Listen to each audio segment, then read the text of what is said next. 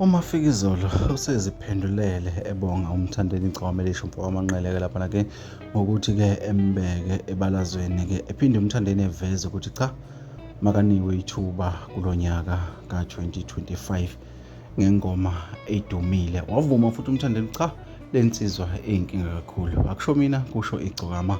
uMafikizolo akazange ethathe isikhathi, ubuyile-ke wathi-ke bhuti omdala kule ndima kaMaskandi njengobhuti ophambili, wathi uyabonga kakhulu. Wathi-ke lento isho lukhulu kuyena ukuthi ithathe igama lakhe-ke libe sematheni, kusho uMafikizolo edlulisa-ke lamazwi-ke laphana-ke ey'nkundleni zokuxhumana. Abantu abaningi-ke le video kaMthandeni akayenza-ke laphana-ke ngikholwa ukuthi usukwayibona-ke iki-trend kakhulu-ke laphana-ke abantu abaningi baphawula kakhulu ukuyihlukahlukana-ke kwey'gaba nakokushiyana-ke kwemibono.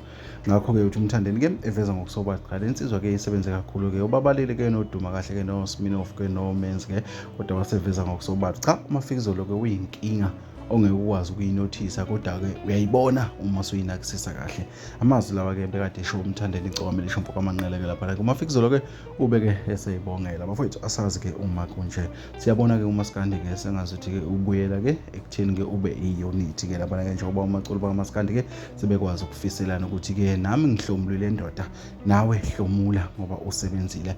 Leyo nto ikhombisa ubumbano. uMafikizolo-ke wazibongela kuMthandeni. Bafowethu, ilezo.